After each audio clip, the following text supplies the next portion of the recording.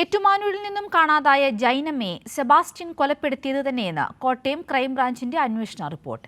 സെബാസ്റ്റ്യനെ കസ്റ്റഡിയിലെടുത്ത് ഉടൻ തെളിവെടുപ്പ് നടത്തും.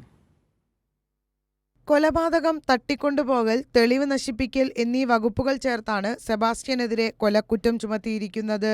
ജൈനമ്മയുടെ DNA ടെസ്റ്റ് ലഭിക്കുന്നതിന് മുമ്പ് തന്നെ കൊലപാതകത്തിൽ സെബാസ്റ്റ്യന്റെ പങ്ക് വ്യക്തമായ സാഹചര്യത്തിലാണ് കൊലക്കുറ്റം ചുമത്തി കോടതിയിൽ റിപ്പോർട്ട് സമർപ്പിക്കുന്നത്.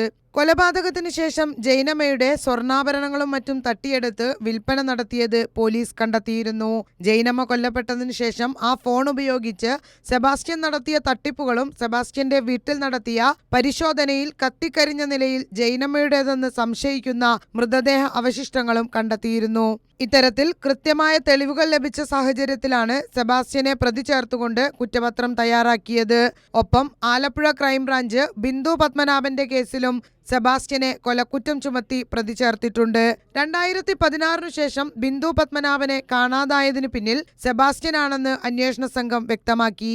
ഇവരുടെ വസ്തുക്കളും സ്വർണ്ണാഭരണങ്ങളും സെബാസ്റ്റ്യൻ വിറ്റതായും പോലീസിന് തെളിവുകൾ ലഭിച്ചു. ഇതിന്റെ അടിസ്ഥാനത്തിൽ കൂടുതൽ തെളിവെടുപ്പുകൾക്കായി അടുത്ത ദിവസം ആലപ്പുഴ ക്രൈംബ്രാഞ്ച് സംഘം സെബാസ്റ്റ്യനെ 10 ദിവസം കസ്റ്റഡിയിൽ വാങ്ങി ചോദ്യം ചെയ്യും. കൈരളി ന്യൂസ്, ആലപ്പുഴ.